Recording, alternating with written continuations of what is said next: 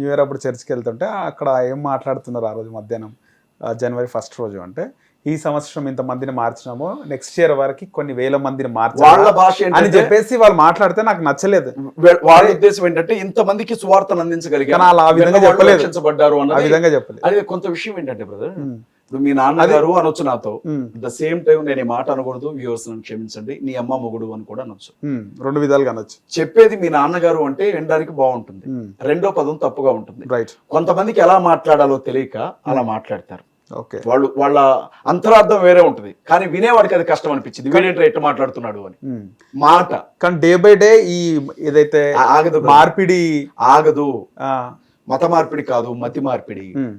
తాగుబోతులు మారుతారు, మందు మానేస్తారు, దొంగలు మారుతారు, దొంగతనం మానేస్తారు, వ్యభిచారం మానేస్తారు, జోదగాళ్ళు మారుతారు, హంతకులు మారుతారు, అమ్మా నాన్నకి తిండి పెట్టిన వాళ్ళు మారుతారు, బతుకంటే ఆసక్తి లేని వాళ్ళు మారుతారు, జీవితాలను మార్చుకుంటారు. ఓకే. మతం కాదు, మతి మారుతుంది. మతి మారుతుంది అంటారు. అంటే మీ దగ్గర డేటా ఉంటుందా ఈ ఎవ్రీ ఇయర్ ఎంతమంది మారుతుంటారు అని? తెలియదు. ఎలా తెలుస్తుంది? చాలా మంది హిందువులుగా బ్రతుకుతున్న వాళ్ళు యేసుక్రీస్తుని నమ్ముకునే వాళ్ళు ఉన్నారు, బయటకి చెప్పుకోరు. ఇద్దరిని ఎలా తెలుస్తుంది? 2 మతాలు నమ్మేవారు ఉన్నారు. ఎవరు? 2 మతాలు నమ్మేవారు. యేసుక్రీస్తు ప్రభువుని నమ్ముకున్నాడు వాడు అంటే వాడు బతికినంత కాలం ఇక ఆయన పాదాల దగ్గరే ఉంటాడు, అలాగే చచ్చిపోతాడు.